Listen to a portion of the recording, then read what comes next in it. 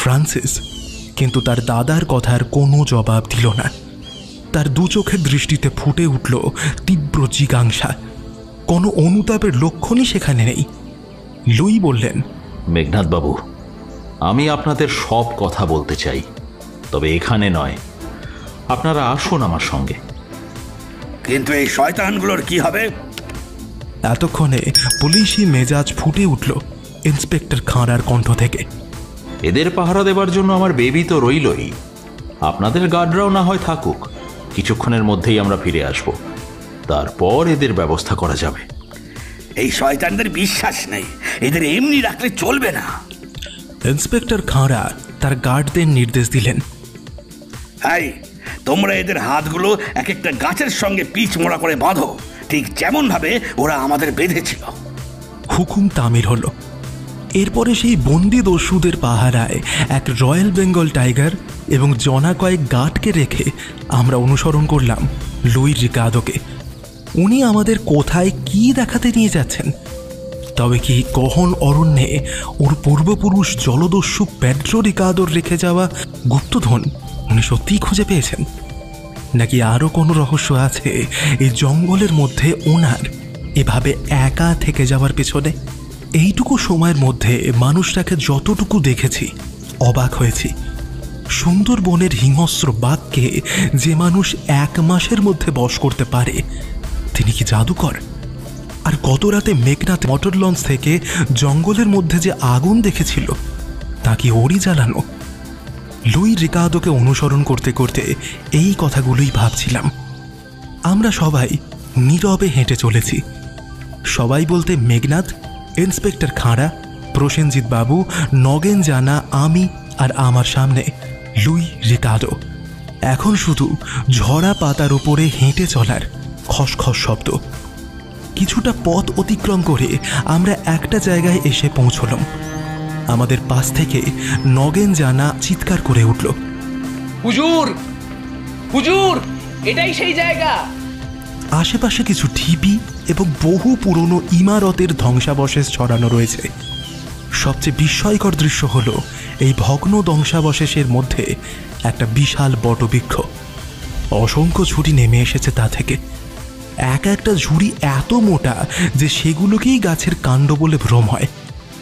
ওর মধ্যে আসল কাণ্ড যে কোনটি তা বোঝা খুবই দূর।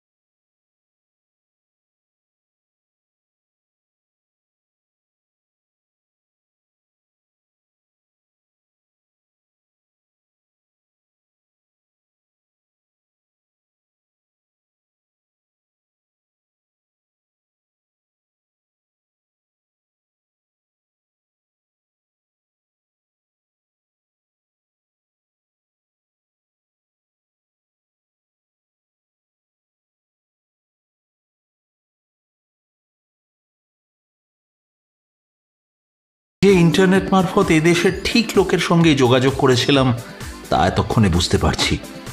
তবে ওই যে বন্যপ্রাণীর কথা বললেন, এ সম্পর্কে একটা কথাই আমি বলতে পারি, পৃথিবীর কোনো হিংস্র জন্তুই মানুষের চেয়ে হিংস্র নয়।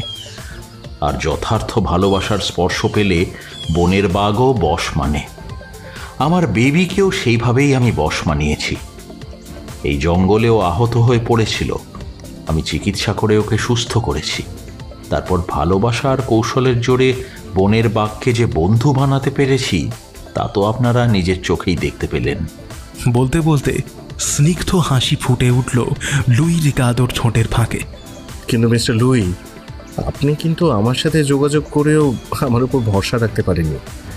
আর সেই কারণেই এদেশে এসে যখন আমার সঙ্গে দেখা হলো না, তখন আর অপেক্ষা না করে সরাসরি চলে এসেছিলেন সুন্দরবনে। আর তার ফলেই হয়তো যত কিছু অঘটন ঘটল। লুই রিকার্ডো একটু লজ্জা পেলেন।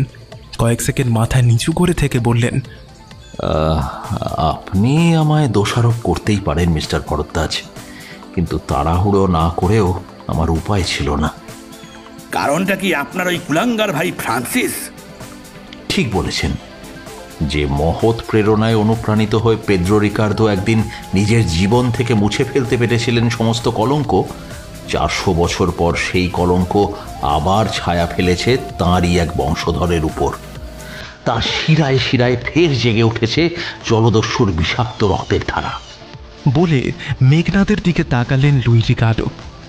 ফ্রান্সিস কি গর্হিত কাজ করেছে জানেন মিস্টার ভরদ্বাজ? বোধহয় কিছুটা অনুমান করতে পারি। সে যখন আপনাদের পূর্বপুরুষের ইতিহাস এবং সুন্দরবনের এই হারমাত ঘাটের কথা জানতে পারল, তখন থেকেই সে লুব্ধ হয়ে উঠল। তার ধারণা হলো এখানে পূর্বপুরুষের বিশাল ধনসম্পদ লুকোনো রয়েছে। তারপর যখন সে জানলো যে এই ঘাটির একটা ম্যাপও আপনি পেয়েছেন, তখন সে আরও উত্তেজিত হয়ে উঠল।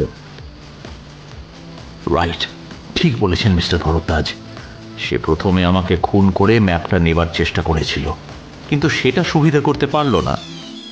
আমি তার চোখে ধুলো দিয়ে প্রথমে আপনাকে ইমেলে বার্তা পাঠালাম। তারপর আর অপেক্ষা না করে সোজা চলে এলাম কলকাতায় আপনার সঙ্গে দেখা করতে। কিন্তু দুর্ভাগ্যের বিষয়, দেখা পেলাম না। আমার আর তখন অপেক্ষা করার সময় ছিল না, কারণ ফ্রান্সিস আমায় অনুসরণ করতে শুরু করেছে। বাধ্য হয়ে আমি একাই গেলাম সুন্দরবন এলাকায় এক গাঁয়ে। সেখানে খোঁজ পেলাম গুনিন জুরানের। সেই জায়গাটা ভালোভাবে চেনে।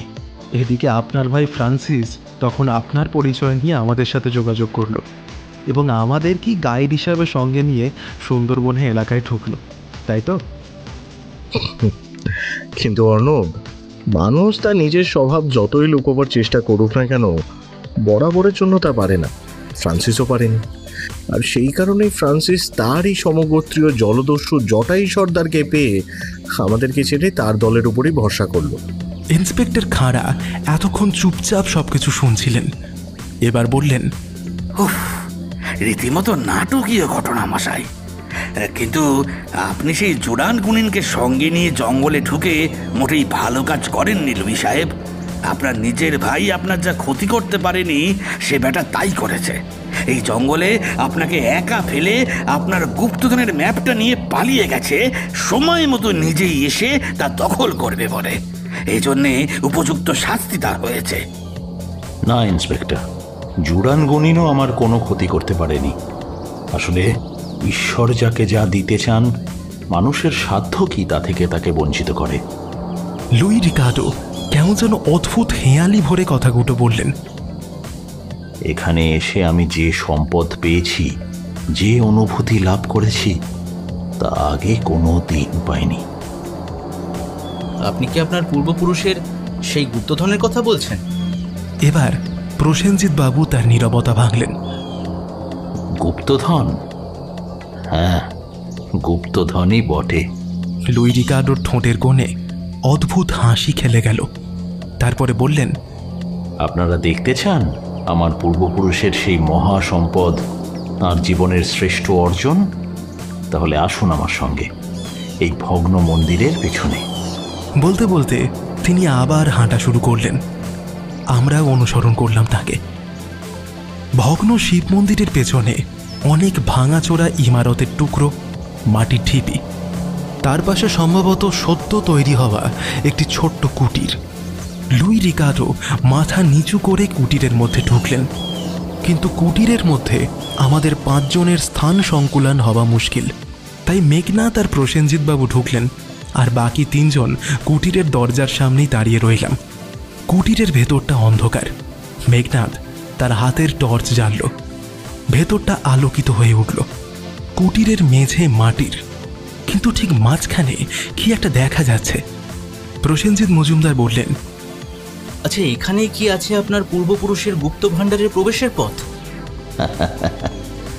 কিছু ভুল বলেননি মিস্টার মজুমদার, তবে আমার পূর্বপুরুষ এখানে যা রেখে গেছেন তা তার সারা জীবনে লুণ্ঠিত সমস্ত সম্পদের চেয়েও অনেক বেশি মূল্যবান।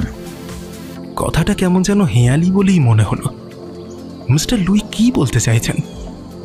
লুই রিকার্ডো আর একবার আমাদের সকলের মুখের ওপরে দৃষ্টি বুলিয়ে নিয়ে বললেন, এই কুটিরের ঠিক মাঝখানটা দেখতে পাচ্ছেন? ফুলে ঢাকা, ওটা কি কোনো সমাধি? হ্যাঁ মিস্টার ভরদ্বাজ, ওটা একটা সমাধি। 400 বছর আগে ঠিক ওই জায়গাতেই আমাদের বংশের কোনো এক বিনোদিনী রিকার্দোকে দাহ করে আমার পূর্বপুরুষ পেদ্রো রিকার্দো তার একটা সমাধি বানিয়ে রেখেছিলেন। তারপরে এই সমাধির অবস্থানটাই তিনি একটা নকশা তৈরি করে দেখিয়ে দিয়ে যান। সেই নকশাই আমার হাতে পড়ে। আমরা হতবাক, এসব কি গল্প? তাহলে জলদস্যুর গুপ্তধনের ব্যাপারটা? ইন্সপেক্টর খাঁড়া কিছু একটা বলতে যাচ্ছিলেন, এমন সময় লুই রিকার্ডো তাকে বাধা দিয়ে বললেন, আমার কথা এখনো শেষ হয়নি, আমাকে একটু বলতে দিন। হ্যাঁ বলুন মিস্টার লুই, আমি শুনতে চাই বাংলাদেশের দুর্ধর্ষ হারমাদ পেড্রোর রত্নাকর থেকে বাল্মীকি হয়ে ওঠার কাহিনী। ঠিক বলেছেন মিস্টার ভরদ্বাজ, আপনি যা বললেন তা এ দেশের মাটিতেই সম্ভব। জলদস্যু পেদ্রো রিকার্দোর জীবনটাকেই বদলে দিয়েছিল এই বাংলার এক নারী, বিনোদিনী। আরও অনেক নারী পুরুষের সঙ্গে পেদ্রোর দল এই তরুণীকে ধরে এনেছিল, হয়তো কোনো গ্রাম বা নদীর ঘাট থেকে, কিন্তু তাকে অন্যদের মতো বিক্রি করা হয়নি। পেদ্রো রিকার্দোর ডায়েরি আমি পেয়েছি, তা থেকে জানতে পেরেছি এরপরই তার জীবন পুরোপুরি পাল্টে যায়। পেড্রো কি বিনোদিনীকে বিয়ে করেছিল? হ্যাঁ মিস্টার ভরদ্বাজ, বিনোদিনীকে পেদ্রো শুধু বিয়েই করেননি, তিনি দস্যুবৃত্তিও ছেড়েছেন। স্ত্রীর ধর্মকে আপন করেছেন। দস্যুগিরি করে অর্জিত সমস্ত সম্পদ তিনি সঙ্গীদের মধ্যে বিলিয়ে দিয়ে স্ত্রী বিনোদিনীকে নিয়ে এই সুন্দরবনের নির্জন অঞ্চলে ঘর বেঁধেছিলেন। স্ত্রীর ইচ্ছে মতো এখানে একটি অক্ষয় বট এবং শিব মন্দির প্রতিষ্ঠা করে নিত্য পূজা শুরু করেছিলেন। তাদের একটি সন্তানও হয়েছিল। তারপর? কিন্তু এক্ষেত্রে বাল্মীকি হবার প্রচেষ্টা তার ভাগ্যে সইল না। হারমাদ পেড্রোর এই পরিবর্তন মেনে নিল না অন্য জলদস্যুরা। তারা এক রাতে এসে শার্দুলের মতো ঝাঁপিয়ে পড়ল তার ছোট্ট বাসভূমির উপর। মন্দির তো ভাঙলই, হত্যা করল বিনোদিনীকে। হ্যাঁ, বলেন কি? হ্যাঁ মিস্টার মজুমদার, তাই তো বলছিলাম, জঙ্গলের হিংস্রতম পশুও মানুষের চেয়ে বেশি হিংস্র হতে পারে না। তো মৃত্যুর আগে বিনোদিনী তার স্বামীকে শেষ একটি অনুরোধ করেছিলেন। কি অনুরোধ? পেদ্রো যেন তার 5 বছরের পুত্রটিকে নিয়ে যত শীঘ্র সম্ভব নিজের দেশ পর্তুগালে ফিরে যান। সেখানে তাদের পুত্র যেন ভবিষ্যতে মানুষের মতো হয়ে উঠতে পারে এবং এই বংশে কেউ কোনোদিন যেন আর দস্যুগিরি না করে। পেদ্রো তার স্ত্রীর সেই অনুরোধ রেখেছিলেন। বলতে বলতে মাথা নিচু করলেন লুই রিকার্ডো। তার দু চোখ থেকে কয়েক ফোঁটা অশ্রু বার হয়ে পড়ল সেই সমাধিক্ষেত্রে। কতক্ষণ আমরা বাকরুদ্ধ হয়ে দাঁড়িয়েছিলাম কে জানে। হঠাৎ দূর থেকে শোনা গেল গুলির শব্দ, হইচই, আর সেই সঙ্গে ঘন ঘন বাঘের গর্জন। আমরা সবাই চমকে উঠলাম। কথাবার্তার ঘোরে ভুলেই গিয়েছিলাম একটু দূরে ফ্রান্সিস এবং জটাই সর্দারের দলকে আমরা জনা কয়েক গার্ড এবং সুন্দরবনের এক রয়্যাল বেঙ্গল টাইগারের পাহারায় রেখে এসেছি। কিন্তু এর মধ্যে কি হলো ওখানে? মেঘনাদ উত্তেজিত স্বরে বলল, চলুন ইন্সপেক্টর খাড়া, জলদি। আমরা সবাই দৌড়লাম। লুই রিকার্ডোর আমাদের পেছনে চললেন। বেশি পথ নয়, মন্দিরটা ছাড়িয়ে আর একটুখানি। সেইটুকু পথ দৌড়ে যেতেই চোখে পড়ল গোলমালটা পাকিয়েছে ফ্রান্সিস। অন্যদের সঙ্গে তাকেও একটা গাছের সঙ্গে 2 হাতে বেঁধে রাখা হয়েছিল। কোনোভাবে সে হাতের বাঁধন খুলে ফেলে কোমরের লুকোনো জায়গা থেকে বার করেছে রিভলভার। চকিতে পরপরে 2টো গুলি করে আহত করেছে আমাদের 2জন গার্ডকে। ওরা মাটিতে পড়ে ছটফট করছে, কিন্তু তারপরেই ঘটেছে একটা ভয়ঙ্কর ঘটনা।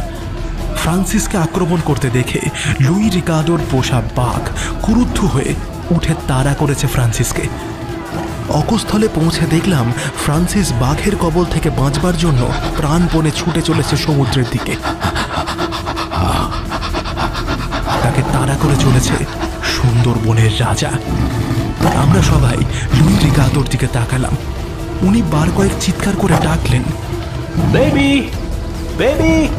কিন্তু সুন্দরবনের ভয়াল ভয়ঙ্কর এতদিন ভালোবাসার গুণে পোষ মানলেও রক্তের গন্ধ তার বন্য স্বভাবকে ফের জাগিয়ে তুলেছে। চোখের সামনে মানুষের সঙ্গে বাঘের দৌড় প্রতিযোগিতার দৃশ্য দেখতে লাগলাম। সে প্রতিযোগিতায় ফ্রান্সিস বোধ করি রয়্যাল বেঙ্গলকে হারিয়ে দেবার উপক্রম করল। সে পৌঁছে গেল জলের একেবারে কিনারে। সেখানে অপেক্ষা করছিল আর একটা ত্রাস। জলের ধারে শুয়ে রোদ পোহাচ্ছিল এক বিশাল কুমির। ফ্রান্সিস তার নাগালে পৌঁছতেই কুমিরটা এক ঝটকায় তাকে ফেলে দিল পাড়ের ওপরে।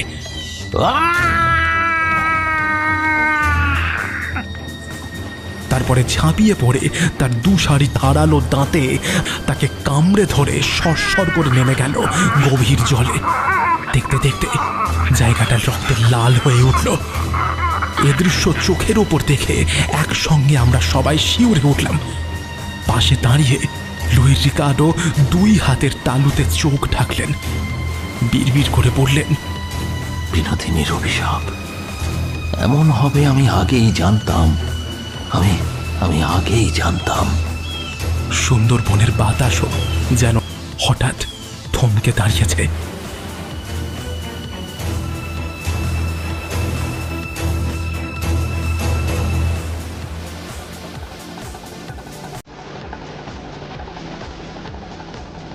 মোহনার জল কেটে আমাদের মোটর লঞ্চ ফিরে চলেছে। লঞ্চের পেছনে বাঁধা জটাই সর্দারের সেই ভটভটি, সেটা এখন আমাদের দখলে। লঞ্চের একধারে হাত পা বাঁধা অবস্থায় পড়ে রয়েছে জটাই সর্দার আর তার সঙ্গী দস্যুরা। তাদের দিকে সতর্ক দৃষ্টি রেখে পাহারায় রয়েছে সশস্ত্র গার্ডরা। ওদের সবাইকে ইন্সপেক্টর খাঁড়া বন্দি করে নিয়ে চলেছেন সুন্দরবন মুলুকের পুলিশ হেডকোয়ার্টারে। মোটর লঞ্চে নতুন সঙ্গী বলতে লুই রিকার্ডো নামের আসল মানুষটি। সম্পর্কে তার পিতামহী সেই মহীয়সী বিনোদিনী স্মৃতি আর বেবিকে ছেড়ে কিছুতেই আসতে চাইছিলেন না তিনি। অনেক কষ্টে মেঘনাথ ওকে রাজি করিয়েছে। এভাবে সুন্দরবনের নিষিদ্ধ কোর এলাকায় বাস করা আইন সিদ্ধ নয়। ফেরার আগে লুই রিকার্ডো বেবিকে যখন বিদায় জানাচ্ছিলেন তখন সবার মন ভারাক্রান্ত হয়ে উঠেছিল। হিংস্র রয়্যাল বেঙ্গল টাইগারের সঙ্গে মানুষের বন্ধুত্বের এমন দৃশ্য আর কেউ কোনোদিন দেখেছে কিনা জানি না।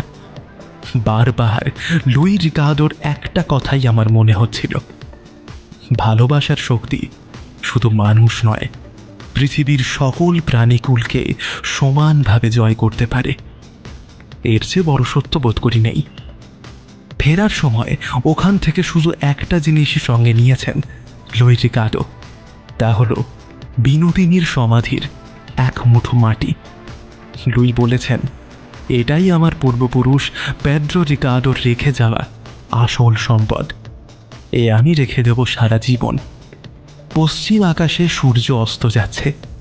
অস্তগামী সূর্যের বিষণ্ণ আলো ছড়িয়ে পড়েছে সুন্দরবনের জল, স্থল, অন্তরিক্ষে।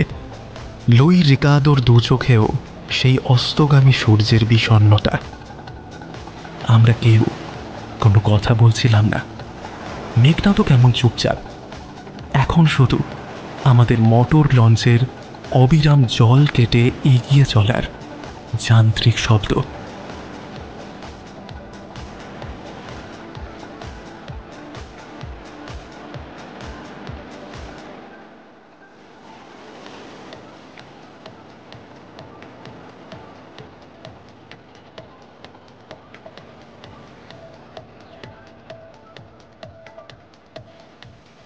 এতক্ষণ শুনলে বিশিষ্ট প্রবীণ সাহিত্যিক শ্রদ্ধেয় স্বপন বন্দ্যোপাধ্যায়ের কলমে রহস্যভেদী মেঘনাদ সিরিজের রোমাঞ্চকর কাহিনী জলদস্যুর গুপ্তধন। এই গল্পটি নিয়ে কাজ করতে দেওয়ার জন্য আমরা আন্তরিক ধন্যবাদ জানাই শ্রী স্বপন বন্দ্যোপাধ্যায় মহাশয়কে। শুধু সাহিত্যিক হিসেবেই নয়, মানুষ হিসেবেও ওনার মতো ব্যক্তির সাথে আলাপ করে আমরা সত্যিই খুব আনন্দ পেয়েছি, সমৃদ্ধ হয়েছি।